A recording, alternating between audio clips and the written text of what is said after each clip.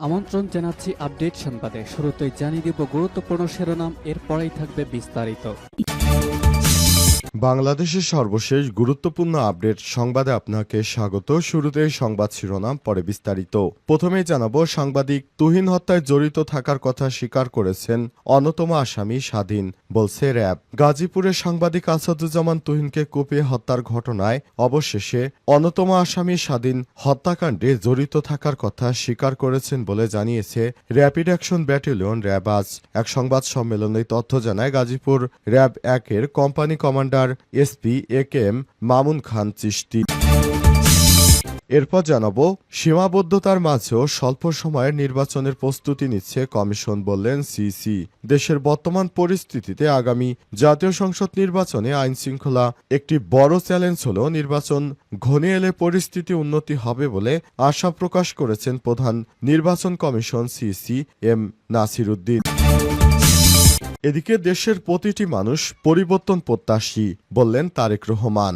দেশের প্রতিটি মানুষ পরিবর্তন প্রত্যাশী এবং বিএনপির কাছে জনগণ ভালো কিছু প্রত্যাশা করে বলে মন্তব্য করেছেন দলটির ভারপ্রাপ্ত chairman Tarique Rahman. Doctors association of Bangladesh র্যাব জাতীয় কাউন্সিলে বক্তব্য দেওয়ার সময় তিনি এই মন্তব্য করেছেন। এদিকে বাইতুল মোকাররম মসজিদের সৌন্দর্যবর্ধনে ১১৯ কোটি টাকা বরাদ্দ, বললেন ধর্ম উপদেষ্টা। বাইতুল মোকাররম মসজিদ বা জাতীয় মসজিদের সৌন্দর্যবর্ধনে সরকার ১৯০ কোটি টাকা বরাদ্দ দিয়েছে বলে জানিয়েছেন ধর্ম উপদেষ্টা ডক্টর আফম খালিদ হোসেন। তিনি বলেছেন, মসজিদের মূল কাঠামো ঠিক রেখে ভেতরে সাজানো হবে। এবং সর্বশেষ জানাবো, জম্মু ও কাশ্মীরে ব্যাপক গোলাগুলি, 2 ভারতীয় সৈন্য নিহত। জম্মু ও কাশ্মীরের কুলগামে বন্দুকধারীদের সঙ্গে তীব্র সংঘর্ষে 2 জন ভারতীয় সেনা বাহিনীর সদস্য মারা গেছে। ভারতের সরকারি সূত্র জানিয়েছে, আজ চলমান এই বন্দুকযুদ্ধে আহত হয়েছে আরও 2 সেনা। এ নিয়ে সব মিলিয়ে আহতের সংখ্যা 10 জন বলে জানা গেছে। ভারতীয় সংবাদ মাধ্যম এনডিটিভির এক প্রতিবেদন থেকে এই তথ্য নিশ্চিত করা হয়েছে। প্রিয় দর্শক, এতক্ষণ শুনছিলেন সংবাদ শিরোনাম, এবারে বিস্তারিত। তবে তার আগে বন্ধুরা, অনুরোধ থাকবে এই সংবাদটিতে একটি লাইক দিন। এই চ্যানেল আপনি নতুন হয়ে থাকলে আমাদের সংবাদটি দেখতে দেখতে চ্যানেলটি সাবস্ক্রাইব করে রাখুন। কমেন্ট করে বন্ধুরা আপনার মূল্যবান মতামত জানিয়ে দিন আপনি বিশ্বের কোন দেশ থেকে বা বাংলাদেশের কোন স্থান থেকে আমাদের সংবাদটি দেখছেন এবং শুনছেন। আর বন্ধুরা, এই সংবাদটি আপনার সোশ্যাল মিডিয়া ফেসবুকে শেয়ার করে বন্ধুদেরও দেখার সুযোগ করে দিন। কমেন্ট করে জানিয়ে দিন আপনি বাংলাদেশের কোন জায়গা থেকে বা কোন জেলা থেকে বা বিশ্বের কোন দেশ থেকে আমাদের সঙ্গে রয়েছেন। এবারে বিস্তারিত।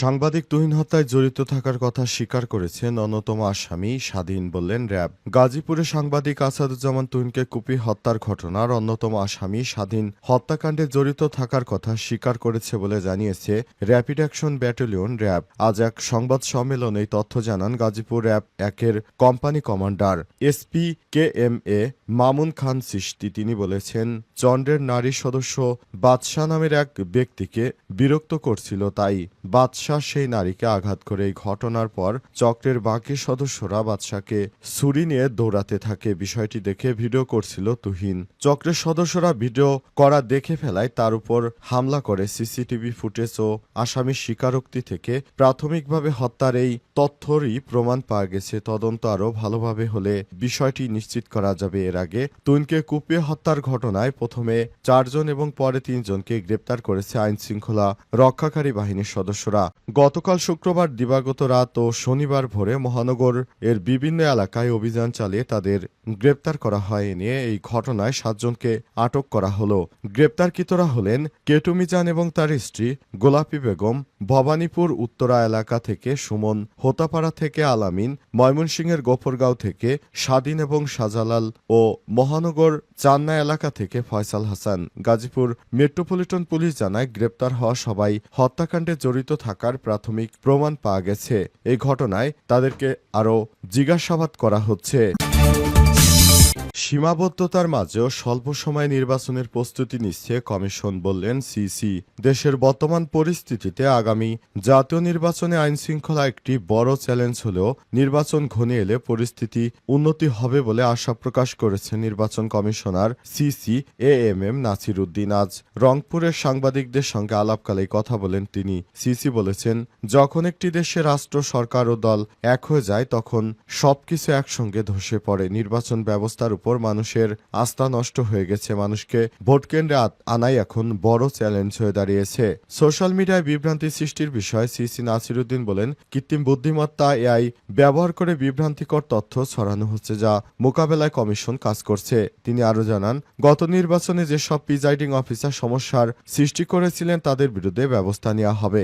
নির্বাচন কমিশনের নিরপেক্ষতা প্রসঙ্গে সিসি বলেছেন, আমরা আগামী নির্বাচনে কারো পক্ষ বা বিপক্ষে কাজ করব না, 18 কোটি মানুষের হয়ে কাজ করব। ভোট দেওয়া যেমন নাগরিকের দায়িত্ব তেমনি ইমানি দায়িত্ব বটে। তিনি আশ্বাস দিয়ে বলেছেন, আগামী ত্রয়োদশ জাতীয় সংসদ নির্বাচন স্বচ্ছ ও সুন্দরভাবে পরিচালনার জন্য নির্বাচন কমিশন সর্বোচ্চ চেষ্টা করছে। নির্বাচন কমিশন যেন সর্বদা সঠিকভাবে কাজ করতে পারে, এজন্য সরকারের পক্ষ থেকে সর্বাত্মক আমাদের সহযোগিতা করা হবে বলেও জানিয়েছেন তিনি। দেশের প্রতিটি মানুষ পরিবর্তনে প্রত্যাশী, বললেন তারেক রহমান।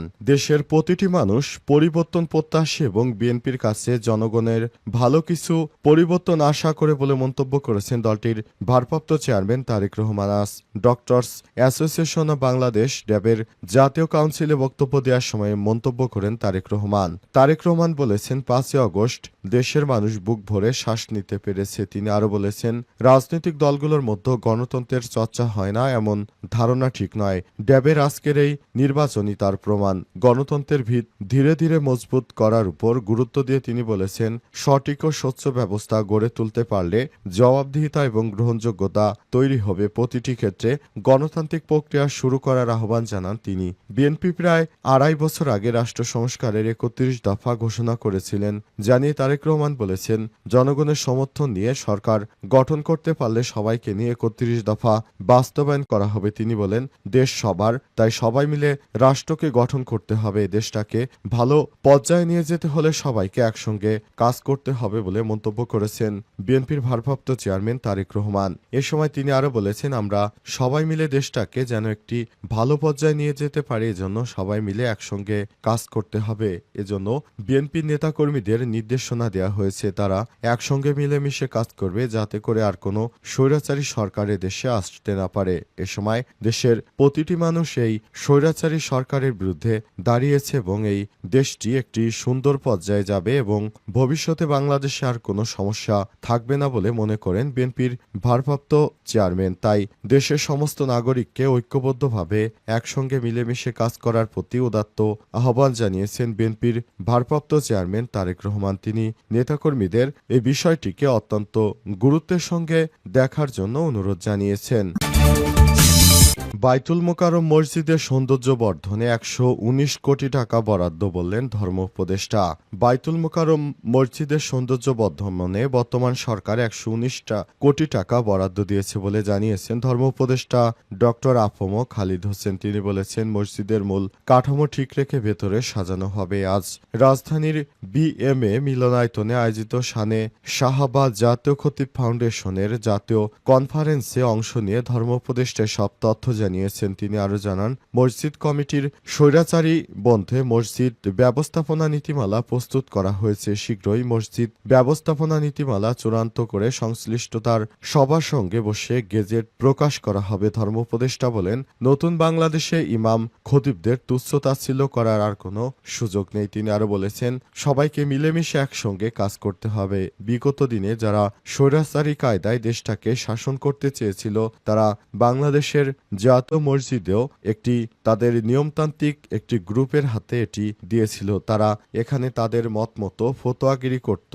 এখান থেকে বাংলাদেশের তৌহিদি জনতা কোনরূপ সহায়তা পায়নি। তাই ভবিষ্যতে এই ধরনের যেন কোনো অরাজক পরিস্থিতি জাতীয় মসজিদ মসজিদ বাইতুল মোকাররম ঘিরে না হয় সেজন্য সর্বাত্মক কাজ করা হচ্ছে বলে মন্তব্য করেছেন ধর্ম উপদেষ্টা। তিনি বলেছেন, দেশবাসীকে বলবো, আপনারা ইসলামের যারা রয়েছেন সবাই একসঙ্গে মিলেমিশে কাজ করার চেষ্টা করুন, যাতে করে ভবিষ্যতে এই ধরনের কোনো সমস্যা সৃষ্টি হতে না পারে, যেটা আমাদের জন্য খুবই গুরুত্বপূর্ণ একটি ম্যাটেরিয়াল হয়ে দাঁড়িয়েছে।